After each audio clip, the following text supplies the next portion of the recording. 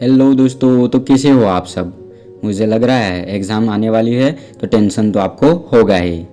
अगर आपने इस वीडियो को देखने के लिए सिलेक्ट किया है तो या तो आप 10th स्टैंडर्ड में पढ़ रहे हो या 12th स्टैंडर्ड में, या तो फिर कोई गवर्नमेंट एग्ज़ाम की तैयारी कर रहे हो। वॉटेवर दोस्तों, आपकी कोई भी एग्ज़ाम हो, हम आपके एग्ज़ाम के फियर को दूर करने के लिए आए हैं।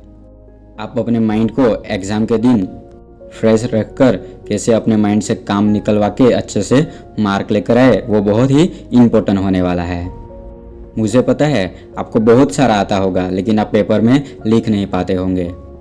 या तो आपको लग रहा होगा बहुत सारा पढ़ा है, लेकिन क्या इसमें से आएगा, या क्या पढ़ूं समझ में नहीं आ रहा है, बहुत कम टाइम है, इतने टाइम में कैसे सब कुछ एक साथ पढ़ लूं। आपके मन में अभी क्या खिचड़ी पक रही है ये मैं अच्छे से जान सकता हूँ। कभी कभी तो लगता होगा कि मैं एग्ज़ाम में टॉप कर लूँगा, और कभी कभी तो लगता होगा एग्ज़ाम में मैं पास भी कर पाऊँगा या फेल हो जाऊँगा। कभी कभी लगता होगा सिलेबस में से क्वेश्चन कौन से आएंगे, कितना पढ़ूँ, कैसे पढ़ूँ। दोस्तों, आपके सारे सवालों के जवाब लेकर मैं आ गया हूँ। यहाँ पर मैं एक बात पहले ही क्लियर कर दूँ कि आपको एग्ज़ाम के दिन आपके माइंड को क्लियर रखना है, उसको ज़्यादा टेंस नहीं बनाना है, अपने माइंड को एकदम ही फ्रेश और एक्टिव रखना है।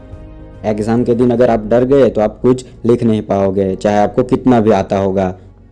इसलिए पहले तो आपको अपने डर पर काबू पाना होगा। आपको ये सोचना होगा कि आपको सब कुछ आता है, फिर चाहे आपको ना भी आए तो भी अपने दिमाग को पागल बनाओ, ऐसा ही सोचो कि मुझे सब कुछ आता है। एग्ज़ाम के दिन जब आप पेपर लिखने बैठो तब 5 मिनट के लिए अपनी आंखों को बंद कर लेना, और अपने गॉड या किसी को भी आप बहुत मानते होंगे, जैसा कोई पर्सन भी हो सकता है, उसको याद करना, और आप ये एग्ज़ाम किस लिए दे रहे हो इस पर्पस को भी याद करना। इस एग्ज़ाम में अगर आप पास हो गए, अच्छे से मार्क लाए, तो आप आगे क्या कर सकते हो उस विज़न को भी अपने सामने लेकर आना।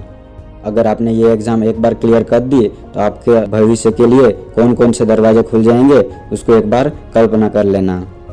इन 5 मिनट के अंदर आपको सबसे ज़्यादा खुशी देने वाले पल होंगे, उसको याद करना है। उसके बाद ये सोचना है अब तक मैंने जो पढ़ा है उसी में से आया है, चाहे वो कैसा भी आया होगा, आज तक मैंने जो पढ़ा है उससे मैं ये क्लियर ही कर लूँगा।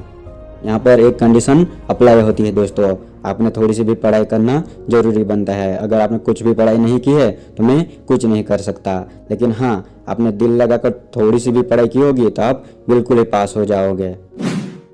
एग्ज़ाम्स के दौरान हमारे अंदर बहुत सारे डर बने रहते हैं, उसमें से एक डर है अगर मैं फेल हो गया तो। दोस्तों, डरने की कोई ज़रूरत नहीं है, आपने अपना 100% देना बनता है। अगर आपने अपना एक बार 100% दे दिया, फिर भी अगर आप फेल हो गए तो उसको भगवान की मर्जी समझ के आगे बढ़ जाना चाहिए, उस पर ज़्यादा टेंशन नहीं लेना चाहिए। आप उस एग्ज़ाम के लिए दोबारा तैयारी करके अपना 100% दे सकते हो, लेकिन नहीं तो आप और भी रास्ते चुन सकते हो। क्योंकि दोस्तों, इस दुनिया में ज़्यादातर लोग जो अमीर और सक्सेसफुल है वो ज़्यादातर पढ़े लिखे नहीं होते, वो लोग कॉलेज को ड्रॉप आउट कर देते हैं। तो फेल होने के डर को दूर भगाओ और अपने माइंड को फ्रेश रखकर एक्टिव रखने के बाद अच्छे से एग्ज़ाम देना। एग्ज़ाम्स में आंसर लिखने के लिए ज़रूरी नहीं है कि जैसा बुक में हो वैसा ही लिखना हो। अगर आपको उसके रिलेटेड भी आंसर आता है तो आप उसको भी लिख दीजिए, क्या पता अगर आपका आंसर अच्छा निकला तो आपके मार्क्स आ जाएंगे। एग्ज़ाम के डर को काबू करने के लिए एक ही थॉट अपने माइंड में रखना, आज तक मैंने जो पढ़ा है उसका मैं आज 100% देने वाला हूँ, और ये एक एग्ज़ाम मेरे लाइफस्टाइल को नहीं तय कर सकती। हाँ, इस एग्ज़ाम में मेरे कम ज़्यादा मार्क्स आए, पर ज़िंदगी में मैं कुछ बड़ा करूँगा। एक्साइटेड होकर इस एग्ज़ाम को देना। आई होप कि आप सबकी एग्ज़ाम्स 10th की हो, 12th की हो, या जो भी कोई एग्ज़ाम हो उसमें आप अच्छे से मार्क करो, स्कोरिंग करो और आपका भविष्य उज्जवल हो। Best of luck.